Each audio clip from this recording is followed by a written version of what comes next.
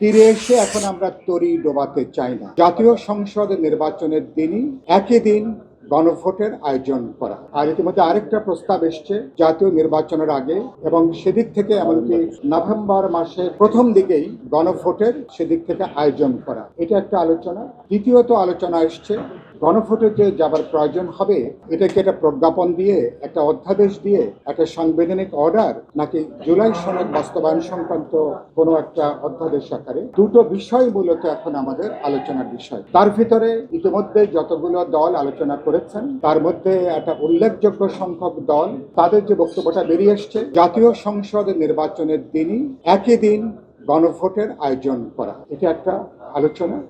এবং সেদিক থেকে একটা আলোচনা এসছে যে সরকার সেদিক থেকে একটা অধ্যাদেশ জারি করে তারা গণভোটের প্রক্রিয়াটা তারা শুরু করতে পারেন। আরেকটা যেটা প্রস্তাব এসছে সেই প্রস্তাব হলো যে নভেম্বর মাসের শুরুতেই গণভোটের আয়োজনটা করা। আমরা বিপ্লবী ওয়ার্কার্স পার্টির দিক থেকে যেটা খুব স্পষ্ট করে যেটা বলতে চাই সেটা একটা হচ্ছে যে আমরা তীরে এসে এখন আমরা তরি ডোবাতে চাই না। আমরা দীর্ঘ আলাপ আলোচনা করার পরে মনে করা হতো যে সমস্ত প্রশ্নে আমরা একমত হতে পারবো না, কিন্তু আমরা অনেকগুলো গুরুত্বপূর্ণ প্রশ্নে আমরা কিন্তু ইতিমধ্যে আমাদের মধ্যে মতৈক্যের জায়গাটা তৈরি হয়েছে। একটা অসাধারণ অনেকগুলো গুরুত্বপূর্ণ অর্জন আছে। সেই অর্জনটা আমরা শেষ মুহূর্তে এসে কোনোভাবেই যাতে মতবিরোধটা যাতে না বাড়ে সেদিক থেকে আমরা বলেছি সবাইকে দায়িত্বশীল আচরণ করবার জন্য। আমাদের বিবেচনায় যেহেতু আমাদের মাত্র ফেব্রুয়ারি নির্বাচনে মাত্র কয়েকটা মাস বাকি, বসুন্ধরা টিস্যু অশুদ্ধতার বিরুদ্ধে এক বিন্দুও ছাড় নয়। নির্বাচন কমিশনের এখনো পর্যন্ত এই সক্ষমতা অর্জন করেনি যেটা অল্প সময়ের ব্যবধানে একদিকে গণভোটের আয়োজন করা, আবার তার 1.5 থেকে 2 মাস পরে একটা জাতীয় নির্বাচনের আয়োজন করা। এবং আমাদের দেশে এরকম কোনো নজিরও এর আগে আমরা দেখিনি। সেদিক থেকে আমাদের সময় বিবেচনা, আমাদের অর্থ যে সংকুলান, আইন শৃঙ্খলা রক্ষাকারী বাহিনীর ডিপ্লয়মেন্টের যে প্রশ্ন আছে, সরকার নির্বাচন কমিশনের সামগ্রিক যে প্রস্তুতি আমাদের বিবেচনায়, সেদিক থেকে জাতীয় সংসদ নির্বাচনের দিন যদি গণভোটের এই নির্বাচনটা হয়, গণভোটটা হয়, তাহলে সেটাই সবচেয়ে উত্তম হবে।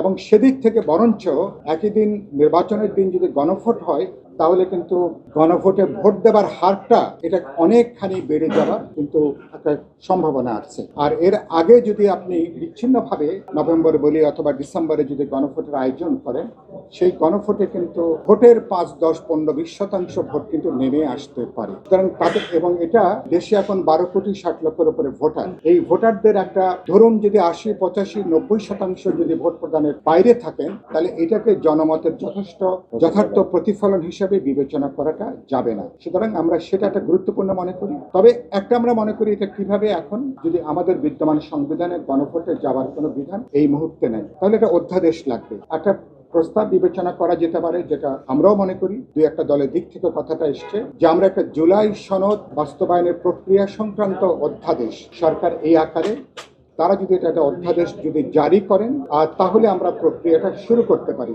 অধ্যাদেশের দুটো অংশ থাকবে। একটা হবে এই অধ্যাদেশের মধ্য দিয়ে গণভোটে যাবার ব্যাপারে সরকার নির্বাচন কমিশনকে তারা অনুরোধ করবেন, যেহেতু রাজনৈতিক দলগুলো জুলাই সনদে একমত হয়েছে, তারা যেহেতু জুলাই সনদ অঙ্গীকারনামায় স্বাক্ষর করেছেন এখন, এবং একই সাথে তারা যেহেতু গণভোটের ব্যাপারেও তারা মতৈক্য তারা এসছেন, সেই জায়গা থেকে নির্বাচন কমিশন জাতীয় নির্বাচনের দিন একই সাথে গণভোটের আয়োজন করতে পারে।